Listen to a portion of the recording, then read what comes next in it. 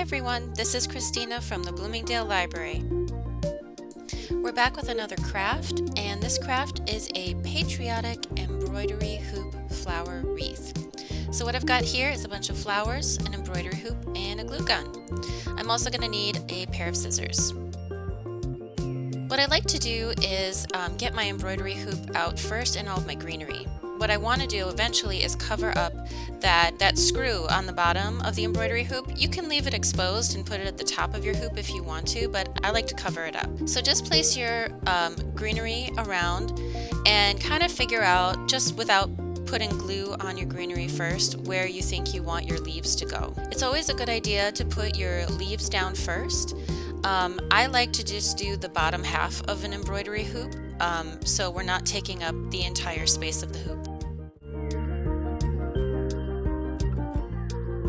So now I'm going to place my flowers and just get an idea of kind of where I want them to go. I'm not really sure how it's all going to turn out until I get to the very end, and pluck off some more flowers from my big bunch there. I've got a variety you can see here in blue, white, and red.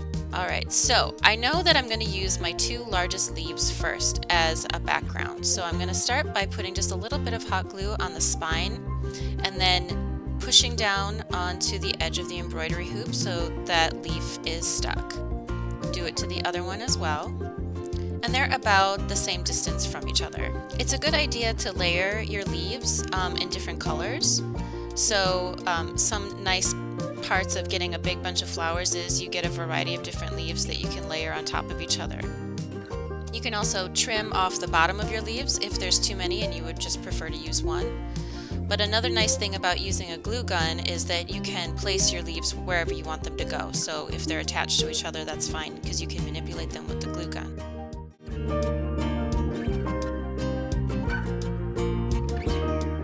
And now for these tulips, I think this is the angle that I want them to go. So I'm going to put some glue on the back of the flower petals and then stick them down exactly where I want them to stay. I've got another little bunch, like a hydrangea bunch of white flowers.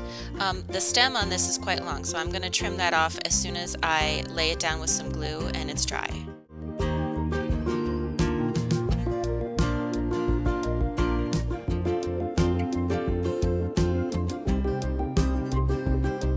Now I got these other leaves from this bunch here, so I've got a variety of leaves to work with, and I like to use the little ones underneath and along the bottom of my wreath to give that more depth. And I'm going to try and mimic and be symmetrical on each side with the kinds of leaves that I'm using.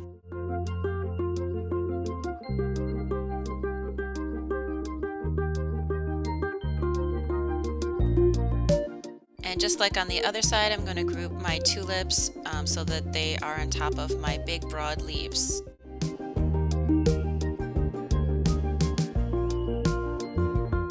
And again, I'm going to bunch up my hydrangea flowers, my white hydrangeas, put a little glue on the stem, and then once that's dried, I'm going to go behind the back and clip off the excess.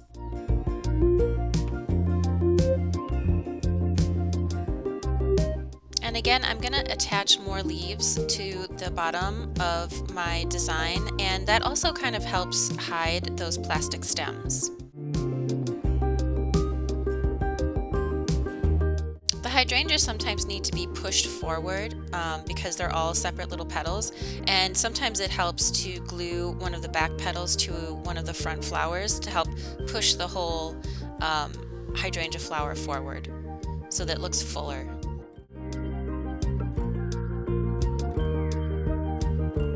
And again, I'm going to be symmetrical and add my leaves in the same spot roughly on each side. Also look for gaps that you might be able to fill. If you're running low on flowers, it's always a good idea to fill extra gaps with leaves. And because I had 3 tulips on one side, I want to mimic that look, so I'm trying to place my other tulip, which I've separated from the stem. Alright, and now I just have to place something in the center to cover up that screw. So I have some blue hydrangeas and like little blue daisies. So if you have a set of hydrangeas and there's maybe too many, you can clip them off and work with them one at a time. don't want that to show, so I'm just going to trim that off.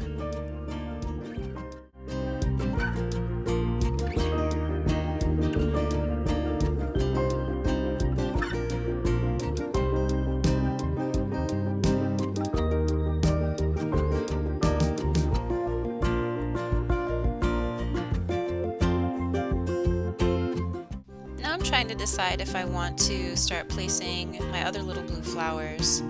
And sometimes you just have to play around with it to find that hole in your wreath that you can't really see unless you move some things around. I want it to look nice and natural and full.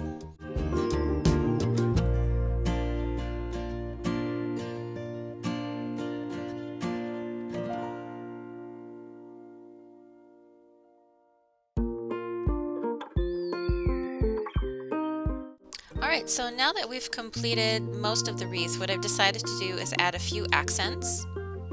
These came with the bunch of tulips that I purchased. And all of the flowers that I got were from Michael's. Sometimes you can find really good sales on flowers when the seasons change.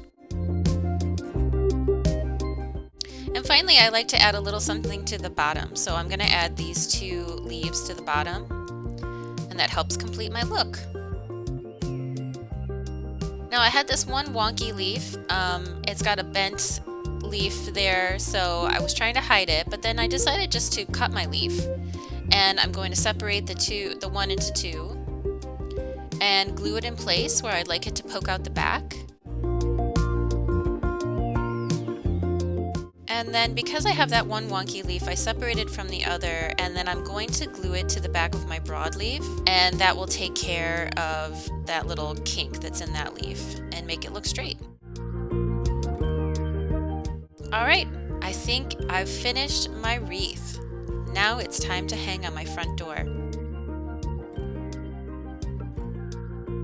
Thanks for watching, everyone. Take care. Bye-bye.